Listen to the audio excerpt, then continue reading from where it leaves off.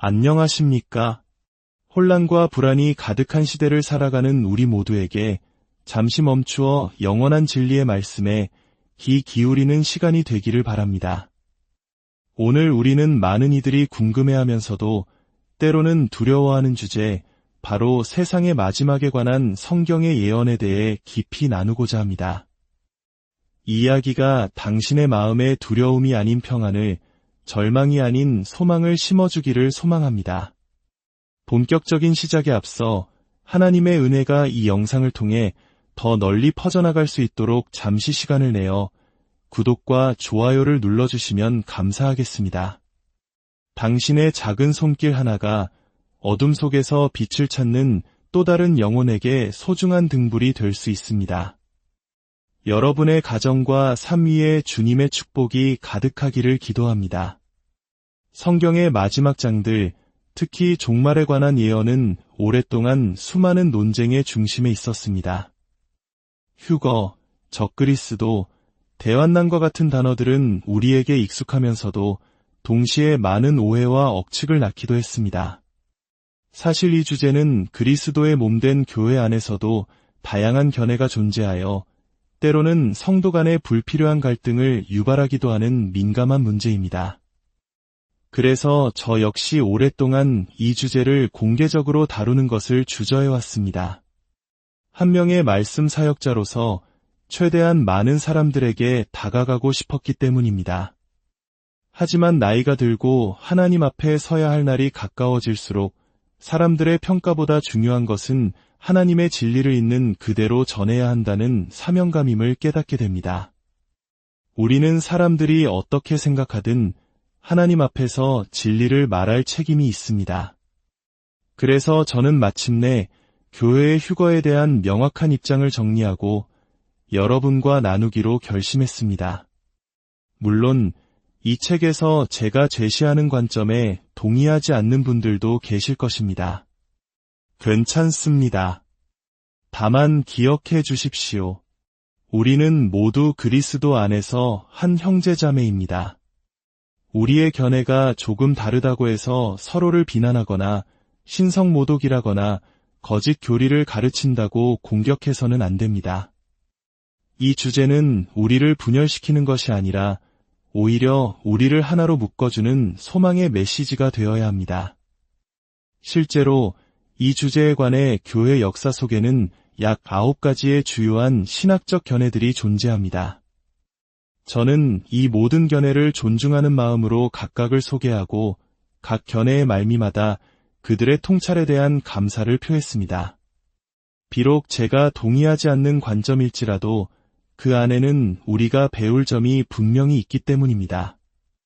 우리는 어떤 믿음을 가졌든 서로에게 친절할 수 있으며 결코 무례하거나 상대를 폄하하도록 부름받지 않았습니다. 우리의 신앙은 철이 철을 날카롭게 하듯 서로를 세워주는 과정 속에서 더욱 단단해져야 합니다. 이제 가장 큰 오해 중 하나부터 풀어가 보겠습니다. 혹자는 휴거에 대한 가르침이 성도들로 하여금 현실의 문제들을 외면하고 그저 예수님이 데리러 오시기만을 기다리며 아무것도 하지 않게 만드는 현실 도피주의를 조장한다고 비판합니다. 정말 그럴까요? 성경은 우리에게 내가 올 때까지 맡은 일을 하라고 분명히 말씀하십니다. 다가올 대환난 기간에 쏟아질 하나님의 진노가 얼마나 무서운 것인지 이해한다면 우리는 결코 게으르게 앉아있을 수 없습니다. 인류 역사상 그 누구도 경험하지 못했고 앞으로도 경험하지 못할 전무후무한 재앙의 시기가 될 것입니다. 어떤 이들은 이렇게 반문합니다. 교회가 과거의 역사 속에서 수많은 핍박과 고난을 피하지 않았는데 왜 마지막 대환난만은 피해야 하는가? 좋은 질문입니다. 실제로 교회는 로마 제국의 박해부터 공산주의 치하의 핍박까지 수많은 고난을 겪어왔습니다. 믿음을 지키기 위해 힘겨운 시간을 보낸 성도들의 이야기는 이루 다 말할 수 없습니다. 하지만 고난과 하나님의 진노는 완전히 다른 개념입니다. 요한계시록에 묘사된 진노는 이 땅의 역사상 한 번도 일어난 적이 없는 차원의 것입니다. 데살로니가전서 1장 10절은 우리가 장래의 노하심에서 건지시는 예수를 기다린다고 명확히 기록하고 있습니다. 여기서 그 노하심 앞에는 정관사가 붙어 있습니다. 이것은 막연한 분노가 아니라 특정한 시기에 부어질 바로 그 진노를 의미합니다. 또한 건지신다는 말의 원어인 헬라어 리오마이는 단순히 구원한다는 뜻을 넘어 급히 빼내다, 구출하다, 낚아채다와 같은 매우 역동적인 의미를 가집니다. 마치 불타는 집에서 사람을 긴급히 구조하는 것과 같은 이미지입니다. 언어학적으로 논쟁의 여지가 없습니다. 우리는 다가올 그 진노로부터 분명히 구출될 것입니다. 만약 누군가 이것을 현실 도피주의라고 부른다면 저는 기꺼이 그렇다고 말하겠습니다. 우리는 그 진노를 피하게 될 것입니다. 하지만 바로 그 사실이 우리가 장차올 일을 알기에 오히려 우리를 더욱 깨어일하게 만듭니다. 지금이 바로 복음을 전할 때임을 깨닫게 하는 강력한 동기부여가 됩니다. 대홍수 이전의 노아를 생각해 보십시오. 그는 홍수가 올 것을 알았기에 무려 100년 동안이나 방주를 지으며 사람들에게 회개를 외쳤습니다. 우리 시대에 다가올 일을 안다면 지금은 팔짱을 끼고 어차피 우리는 구원받을 테니라고 말하며 시간을 허비할 때가 아닙니다.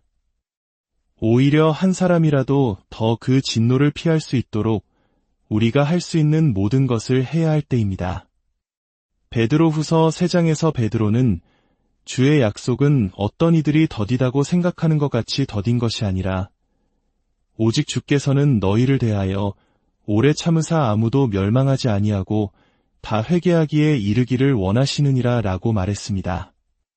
예수님의 재림이 더딘 것처럼 보이는 이유는 한 영혼이라도 더 구원받아 다가올 진노를 겪지 않기를 바라시는 하나님의 사랑과 인내 때문입니다. 이 사실을 아는 우리는 복음을 전파하고 전 세계 사람들에게 다가가기 위해 모든 것을 해야 합니다. 지금은 낮을 때 일해야 하는 우리의 시간입니다. 하나님의 진노가 이 땅에 풀어지는 것이 무엇을 의미하는지 우리는 그 무게를 온전히 이해하기 어려울 수 있습니다. 진노로 번역된 헬라어 오르게는 본래 존재할 가치조차 없는 것에 대한 폭발적인 분노를 묘사합니다. 놀랍게도 에베소서 2장은 우리가 구원받기 전 본질상 진노의 자녀였다고 말합니다. 우리 역시 그 진노를 받아 마땅했지만 하나님의 은혜로 구원받았습니다. 그러나 장차올 진노는 교회가 이 땅에서 들림받은 후 시작될 7년의 대환난 기간 동안 하나님께서 당신의 원수들을 상대로 문자 그대로 전쟁을 벌이시는 것을 의미합니다. 데살로니가전서 4장 16절과 17절은 이 놀라운 순간을 생생하게 묘사합니다. 주님께서 강림하실 때 그저 조용히 내려오시는 것이 아닙니다. 헬라어 원문은 카타바이노, 즉 아래를 향해 강력하게 움직이는 모습을 그립니다. 주님께서는 낮은 대기권으로 내려오시며 호령하십니다. 이 호령은 예수님 자신의 입에서 나오는 외침입니다. 이 외침에 사용된 단어는 군대를 일으켜 세우는 지휘관의 함성과 같습니다. 마침내 위대한 사건의 순간이 왔음을 알리는 예수님의 외침입니다. 그리고 나팔 소리가 울려 퍼질 것입니다. 어떤 이들은 이것을 유대인의 절기와 관련된 나팔로 해석하지만 바울이 사용한 헬라어 살핑크스는 명백한 전쟁 나팔이었습니다.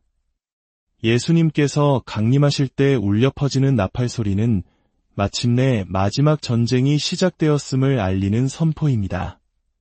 고대에 이 살핑크스가 울리면 그것은 극장의 증폭장치 없이 인간이 낼 수 있는 가장 큰 소리였습니다. 그 소리는 귀로만 듣는 것이 아니라 땅 전체를 뒤흔드는 진동으로 느껴졌습니다.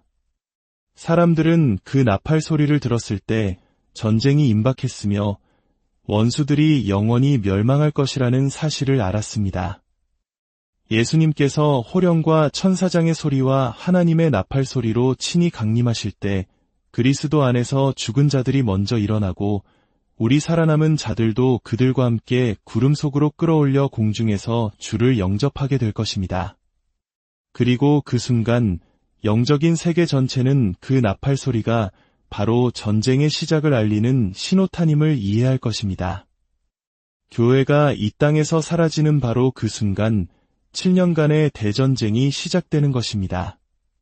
그리고 7년이 끝날 무렵 하나님께서는 지상에 있는 그의 모든 원수들을 완전히 진멸하실 것입니다. 이러한 종말에 관한 가르침이 혹자에게는 어둡고 우울한 이야기로 들릴 수 있습니다. 하지만 성경이 말하는 마지막 때의 이야기를 올바르게 이해할 때 우리의 마음을 채우는 것은 두려움이 아니라 놀라운 평안과 소망입니다.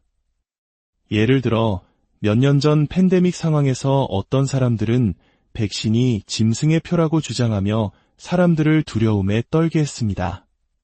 하지만 그것은 짐승의 표가 아니었습니다. 성경에 따르면 짐승의 표는 적그리스도에 의해 주어지며 데살로니가후서 2장은 적그리스도가 교회가 들림받은 후에야 나타날 것이라고 말합니다. 즉, 우리가 이 땅에 있는 동안에는 짐승의 표가 없을 것이라는 의미입니다. 그러니 성도들은 안심하고 평안을 누릴 수 있습니다. 사도 바울은 데살로니가 교회에 편지하며 종말에 대한 잘못된 가르침 때문에 마음이 흔들리거나 두려워하지 말라고 권면했습니다. 1세기에도 사람들은 종말에 대한 소문으로 공황 상태에 빠졌습니다. 그러나 성경이 무엇을 말하는지 정확히 알면 우리는 평안을 얻을 수 있습니다. 하나님은 우리를 겁주시는 분이 아니라 우리를 준비시키시는 분입니다. 저는 모든 성도들이 앞으로 일어날 일에 대해 지식을 갖고 준비되며 그 안에서 참된 평안을 누리기를 원합니다. 그렇다면 적그리스도가 나타나기 전 이 악의 세력을 맡고 있는 억제하는 자는 누구일까요? 데살로니가후서 2장에 등장하는 이 억제하는 존재의 헬라어 원어는 카테코인데 이는 아래로 누르다, 붙들다, 지연시키다라는 뜻입니다. 즉, 이 땅에는 악이 온전히 드러나고 적그리스도가 나타나는 것을 막고 있는 보이지 않는 힘이 있다는 것입니다. 교회 역사 속에서 이 억제하는 자에 대한 몇 가지 견해가 있었습니다.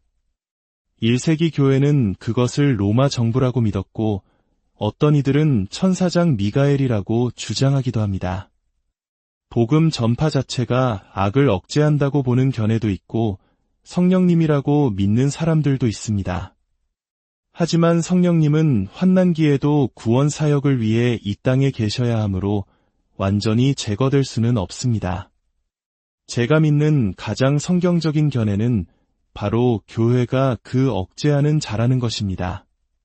성경은 그가 길에서 옮겨질 때까지 억제할 것이라고 말합니다. 원문의 의미는 모든 것의 한가운데서 제거될 때까지입니다. 오늘날 모든 것의 한가운데에 있는 존재가 누구입니까? 바로 우리 교회입니다. 우리는 정치, 경제, 문화, 교육, 사회 모든 영역에 흩어져 있습니다. 우리의 연약함과 결함에도 불구하고 교회 안에는 하나님이 거하십니다.